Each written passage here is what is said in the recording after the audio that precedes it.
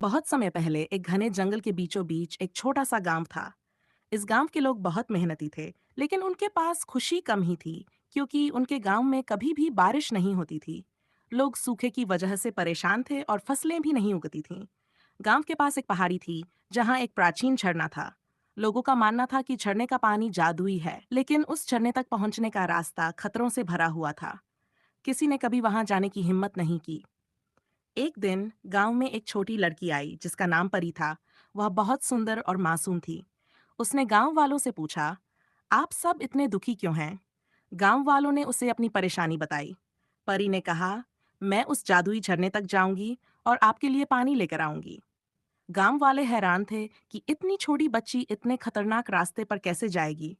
लेकिन परी ने कहा, मेरे पास जादू है। परी ने अपनी जादुई छड़ी उठाई और पहाड़ी की ओर चल पड़ी। रास्ते में उसे एक टूटे हुए पंखों वाला पक्षी मिला। परी ने अपने जादू से उसके पंख ठीक कर दिए। पक्षी ने खुशी खुशी परी को झरने का सही रास्ता दिखा दिया। आगे जाकर परी ने देखा कि एक बड़ा सांप झरने के रास्ते पर बैठा है। सांप ने कहा, अगर तुम यहाँ से गुजरना चाहती हो तो मुझे कुछ देना होगा।